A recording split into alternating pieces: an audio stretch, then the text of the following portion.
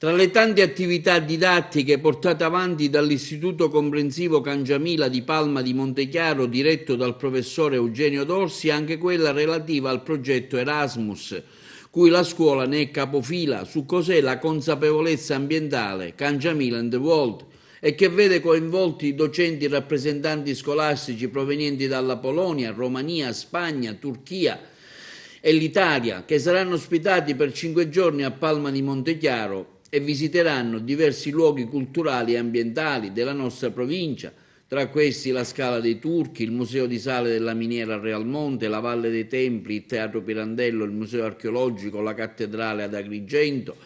visita dei siti ambientali più rappresentativi come Monte Grande, Foce del Platani, Castello Chiaramonte, anche aziende agricole con i loro prodotti e quindi ultimo giorno l'intermezzo musicale realizzato dall'orchestra scolastica e curato dai loro docenti di strumento. Saranno accolti non soltanto dal dirigente ma da tutta la scolaresca, con la collaborazione del sindaco Castellino, che non è mancato anche lui a questo grande appuntamento, che è insolito vedere nelle nostre parti, perché è insolito che un istituto comprensivo, cioè una scuola dell'obbligo, riesca ad organizzare, ad entrare in questo grande globo che è l'Erasmus e che permette agli studenti e ai docenti un interscambio culturale di esperienze, di strategie, di capacità e di raggiungimento degli obiettivi didattici ed educativi, che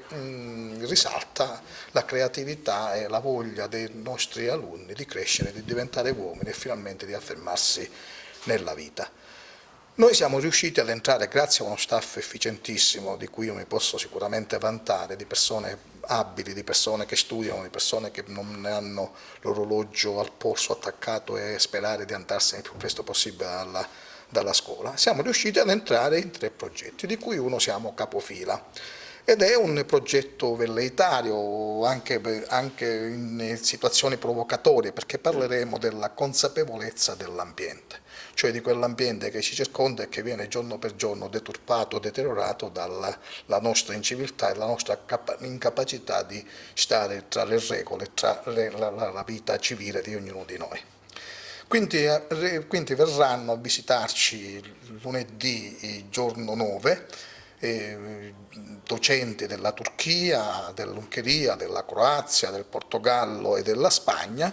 che verranno a discutere con i nostri docenti circa le strategie che mettiamo in ordine alle nostre attività. Saranno 5 giorni, gli faremo visitare i luoghi e le cose più importanti della nostra provincia, non dimenticheremo la Valle dei Templi, non dimenticheremo il Palazzo Gattopardo, anche il Teatro Chiaramontano di Favara, dove gli amministratori sono stati